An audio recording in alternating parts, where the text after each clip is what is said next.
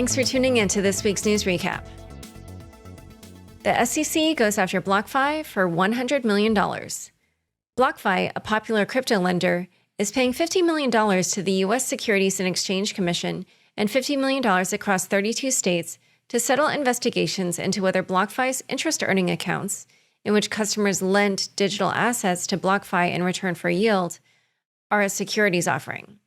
Current customers will remain unaffected by the settlement, though they will not be able to deposit more crypto into their accounts, and BlockFi will discontinue offering it to new U.S. customers.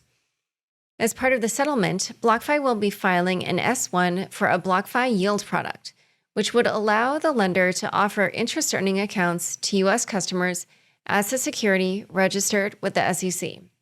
Said SEC Chair Gary Gensler in a press release, "This is the first case of its kind with respect to crypto lending platforms. Today's settlement makes clear that crypto markets must comply with time-tested securities laws." SEC Commissioner Hester Peirce had a different take on the settlement, writing, "Is the approach we are taking with crypto lending the best way to protect crypto lending customers? I do not think it is, so I respectfully dissent." She went on to add, "It is difficult to understand how the civil penalty will protect investors," and called on the SEC to do a better job in accommodating innovation rather than hurting companies who attempt to work under the scope of U.S. regulation. The BlockFi settlement does not come as a surprise, as the lender has been under scrutiny since last summer, when 5 states issued either cease and desist or show cause notices against BlockFi. Crypto's Super Bowl performance. While the Rams and Bengals battled in Los Angeles, crypto fought to make it fully mainstream, with multiple crypto exchanges taking out commercials during last weekend's Super Bowl. Coinbase, FTX, and Crypto.com, Disclosure, a sponsor, each ran ads, and TurboTax and eToro mentioned crypto. Coinbase ran its ad in the first quarter.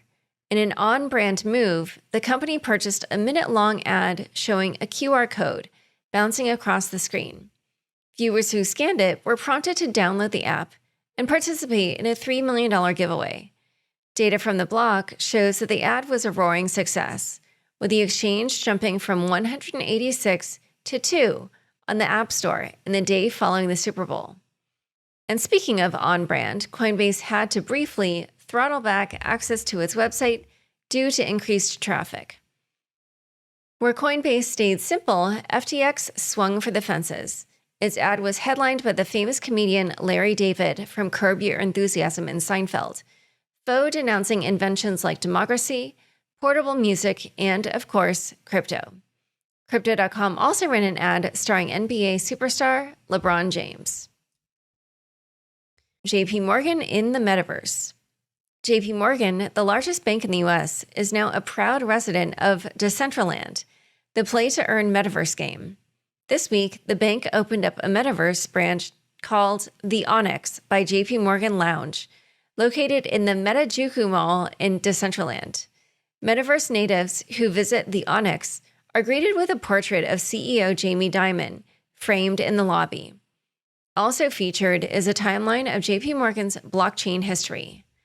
Upstairs, visitors can listen to analysts talking about crypto via virtual TVs attached to the virtual wall. One humorous addition is a pet tiger pacing the foyer, which is a stroke of genius according to Bloomberg's Matt Levine. "I feel like the tiger is a good idea. If you walk into the offices of an investment bank, there should be a roaming tiger to make you nervous, keep you on your toes. Obviously, in a real bank, the tiger would pose liability problems. It might eat the clients, or the bankers for that matter. But in the metaverse, it is just some nice symbolism," wrote Levine. JPMorgan's crypto team, Onyx, also published an 18-page paper outlining its metaverse thesis. In its report, JPMorgan revealed a bullish outlook for the metaverse. "The asymmetrical risk of being left behind is worth the incremental investment needed to get started and to explore this new digital landscape for yourself," the bank recommended. "Our long-standing core competencies in cross-border payments, foreign exchange, financial assets creation, trading, and safekeeping, in addition to our at-scale consumer foothold, can play a major role in the metaverse," the JPMorgan team concluded. Canada blocks Bitcoin and Ethereum transactions from truckers. Reports indicate that Canada's Royal Canadian Mounted Police, aka Mounties, and Ontario Provincial Police are barring all firms, including cryptocurrency exchanges, registered with Canada's Anti-Money Laundering Authority, FINTRAC, from transacting with 34 cryptocurrency addresses tied to funding the trucker-led protests in the country. The protests began in January over Canada's vaccination requirements for all entrants of the country. The protests were deemed illegal by Canadian Prime Minister Justin Trudeau this week via the Emergencies Act, giving banks the power to immediately freeze or suspend bank accounts tied to the truckers for 30 days. In a leaked document, it appears that Canadian authorities believe this power extends to crypto addresses. Regulators ordered crypto exchanges to cease facilitating any transactions associated with 34 crypto addresses, where donors had already sent more than 20 BTC in an attempt to continue funding the protests, once Canadian authorities froze the $9 million that had been donated to GoFundMe. Notably, Canada's decision had many on crypto Twitter pointing to Bitcoin. For years, it was difficult to explain to Canadians why Bitcoin is necessary. It was always a conversation of, yes, banks are currently reliable in Canada, but they aren't in other countries. Now their own bank account is at risk. The transition is inevitable, wrote Atomic Wallet co-founder Matt Black. Trust makes the travel rule a reality. 18 companies have banded together to bring anti-money laundering technologies to digital assets via a coalition called Travel Rule Universal Solution Technology, or TRUST. Headed by Coinbase, the group includes other industry leaders like Anchorage, BitGo, BlockFi, Circle, Fidelity Digital Assets, Paxos, Kraken, and Robinhood. Essentially, the group was formed to implement the travel rule recommended by the Financial Action Task Force, which requires financial institutions to store information about customers with transaction partners. According to Coinbase, Trust is built in such a way to protect the security and privacy of customers' personal information, which is of paramount importance in the privacy-focused blockchain space. The coalition has a three-part plan to make this happen. 1. Information will be sent directly from exchange to exchange via encrypted channels. Exchanges must provide their identity before receiving customer payments. And finally, coalition members must meet core anti-money laundering, security, and privacy requirements through a partnership with compliance and risk management firm Exeter. The group does not plan to stay at 18 or in the US.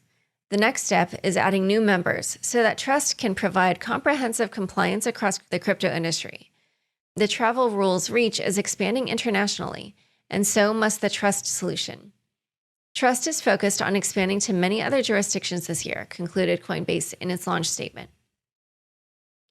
Sequoia goes crypto. Sequoia Capital, a prominent venture capital firm based in Silicon Valley, is moving into the crypto space in a big way. Sequoia is looking to raise between $500 million to $600 million in its first sector-specific crypto fund. According to its press release, Sequoia's foray into the crypto space will be focused primarily on liquid tokens and digital assets, and Sequoia plans to dabble in staking, providing liquidity, and governance of protocols. Sequoia has previously invested in FTX, Block, Starkware, and Fireblocks. Time for fun bits. The generational gap is real, and here we are going to talk about two stories. First, this week, Charlie Munger, Berkshire Hathaway's 98-year-old vice chairman, had a few choice words for cryptocurrency. I certainly didn't invest in crypto. I'm proud of the fact that I've avoided it. It's like some venereal disease or something. I just regard it as beneath contempt. I admire the Chinese for banning it. I think they were right. And we, the US, have been wrong to allow it, he said. And yes, he did just compare crypto to an STD. On the other hand, Paradigm, one of the most respected firms in crypto and a recent investor in Citadel Securities, just hired a high schooler as a research engineer. The engineer, who goes by Transmissions 11, was a core developer and founding member of Rary Capital and will work at Paradigm on lowering transaction fees. Humorously, Transmission 11's bio says, quote, in his spare time, he attends high school in California. All right, thanks for tuning in. To learn more about Congressman Khanna, please check out the show notes for this episode. Unchained is produced by me, Laura Shin, with help from Anthony Yoon, Mark Murdoch, Daniel Nuss, Shashank, and CLK Transcription. Thanks for listening.